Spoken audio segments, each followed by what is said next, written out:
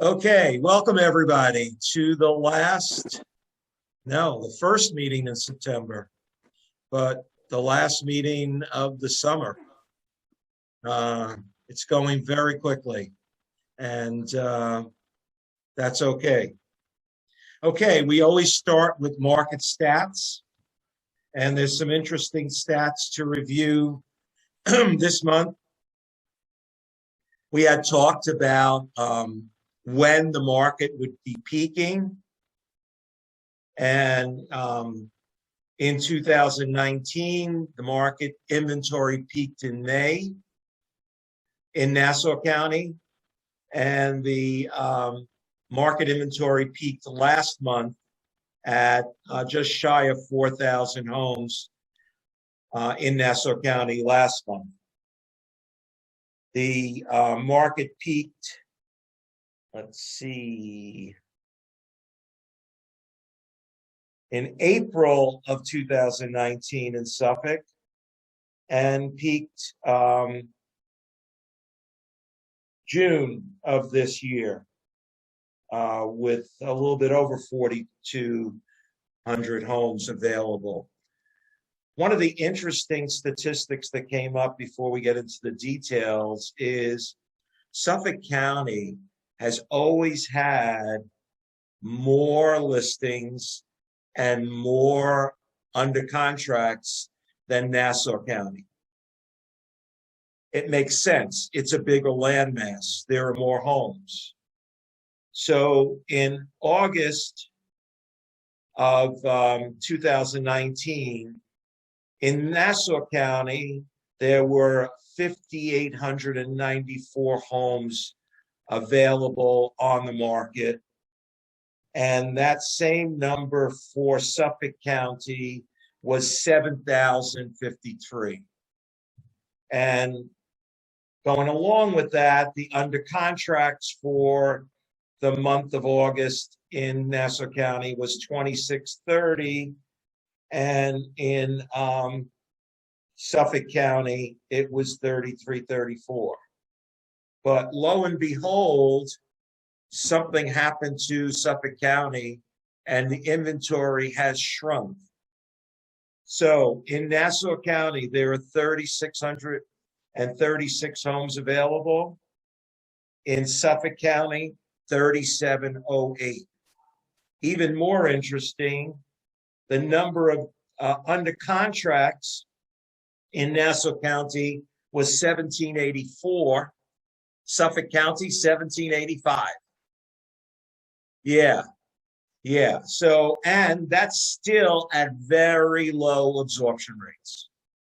So Nassau County dropped down below average this month. On September 1st, the absorption rate in Nassau County was 2 months worth of inventory. The average for the year has been 2.5. And Suffolk County's been a lot more steady. It was 2.1 months last month. It's 2.1 months this month. And the average is 2.1 months. So the average is lower than Nassau County, but right now, Nassau County has a lower absorption rate. So that's pretty interesting to me, especially if you work or live in Suffolk County. In terms of individual towns, obviously, since the inventory has dropped a little bit in Nassau County from 3,890 to 3,636, you would expect most towns for the inventory to go down. And some went down a lot, and some went down a little, and someone's inched up a little, which is pretty interesting. So one of the biggest drops was in Plainview. There were 90 homes on the market on August 1st, and on September 1st, there were only 77. In Syosset, we went from 72 to 66. Now, to put that in perspective, in 2019, on September 1st in Syosset, there were 140 homes on the market. and right now 66. Yeah. Oh man. Interesting. Interesting. You know, the interesting thing is I thought that this would lead to less under contracts, but I've actually totaled the under contracts year to date in those two markets, Nassau and Suffolk, and we're actually up a little bit. What does that mean? It means houses are selling and there's nothing on the market. And we all knew that that is the story of the market. And that story basically continues. Some interesting things with the level of inventory. Levittown inched up to 70 homes from 67. And that compares to 136 in 2019. I'm not using 2020 because we all know what a crazy year that was with the lockdown and everything. Farmingdale inched up from 56 to 60 versus 83 in 2019. Elmont inched up from 60 to 63, but that's versus 94 in 2019. So inventory comes on the market. It goes very quickly. Absorption rates are still as low as they can really be. And that's the story of the market. Does anybody else have any comments or suggestions? You can either unmute yourself or you can put it in the chat.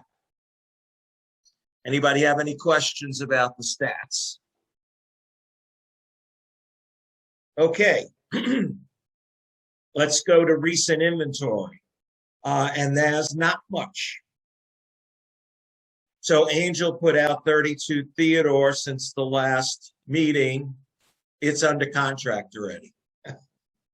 So big surprise. Theodore Drive is hot. There was one other residential listing, 168 Fairview Boulevard in Hempstead, and that's an occupied REO. There is one property that's come back on the market, unfortunately, and that's a commercial property, 144 Jackson Avenue in Syosset. Jim, you want to say something about it? You have to unmute yourself.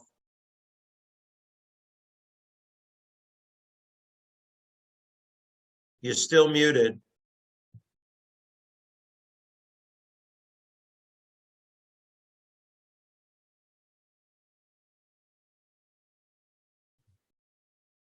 The unmute button should be on the bottom left-hand corner. No, still muted.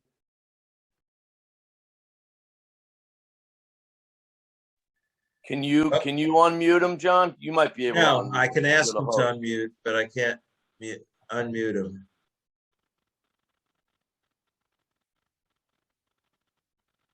Okay, so this is a commercial building right across the street from our office. It's the building that Syosset Lock is in. And it was sold. Yeah, and the buyer ended up not getting the funds they needed to complete the deal. There you go, Jim. Okay, Tell us something good about that property. Okay, so no, it has a bigger history than that. It was bought by a lady from China who could not get her money out, and we worked on it for almost 2 years. She still wants to buy it, and she still feels that she's going to get it out. But the landlord said, "Let's put it back on." So we have it back on, plus 2 other listings. We have an office upstairs that's available now, and we have one of the stores downstairs that's available. So we picked up 2 rentals and unfortunately lost the deal, but I'm very comfortable with the property. I'm sure it's going to sell. Of course, there's very little around in that price range. Excellent, excellent. Okay, good luck with that. Okay, we have an unusual opportunity. Angela Zhang, one of our part-time agents that works with Shirley, she got a lead for a property that her sister-in-law had bought. She had bought in Flushing in a medical building, a big new tower in Flushing. And as she investigated it, she was able to get a co-broke agreement for our company and the company in Flushing that's actually selling it. And I'm going to show you a little video of the property, and then I'll show you the prices. So let me share my screen.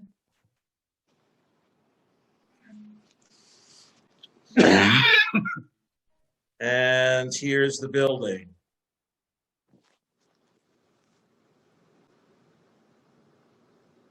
Oops, get out of the way.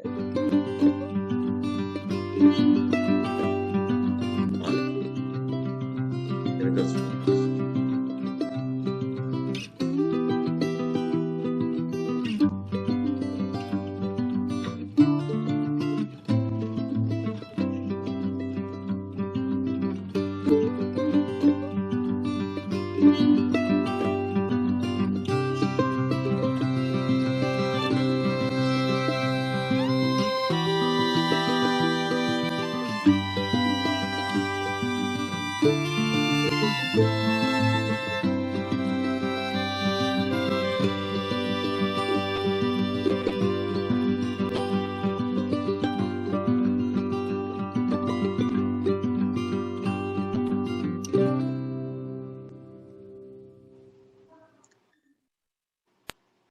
So that's a mixture of a medical condo and a professional condos. They are condos. And I'm just good. I know the price went by very quickly. I'm just going to share my screen again and show you a snapshot of the prices.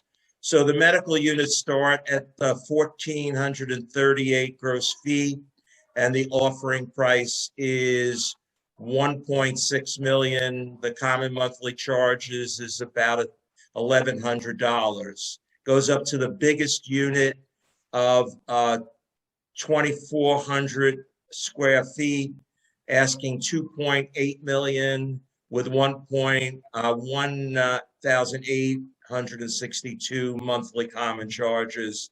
And then we have the non-medical, which are pretty close in gross square footage and offering price, between 2.6 and 2.9. So we do have the opportunity to bring buyers to this development. If you know any doctors in Flushing or in the Queens area, there are several hospitals around there, and they're looking to get out of a rental and actually make an investment in their office so that they would own it. This is something that we can expedite for you. Angela has the contact with the management office. So if you have any possible prospects, give me a call and we'll talk about it. Okay, let's move on to announcements. So this is Labor Day weekend.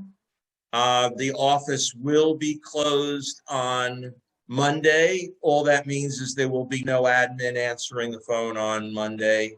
Obviously, you have 24/7 access to the office itself if you need it. Hopefully, you will take advantage of the good weather and get out and go to the beach or a picnic or enjoy your backyard or whatever. Hopefully, enjoy your family and get a day of rest before we go back and attack the rest of the year. We've had a big change in our weekend admins. Gina left us a couple of weeks ago, and we've hired somebody. Her name is Linda Ortiz. She works for Farrell Fritz in the daytime, Monday to Friday. She is an expert in tax grievance. She works for their top guy in tax grievance, so she's going to be a real good resource for us. She's way overqualified, but she wanted the job, and we were happy to give it to her. She starts not this Sunday, but next Sunday. And our admins are working out of the 140 Jericho because they actually have several agents that come in regularly on Saturday and Sunday where in our office, people might stop by for a sign, but not really stop by. If you need help from an admin, you need something in Syosset, just know that you can go to that office or call the office. You don't have to worry about knowing their number. On Friday night, our office number is forwarded to their number. So all weekend, they're handling our calls. It's our staff. We're basically sharing admins for the weekend, and that's been working out pretty well.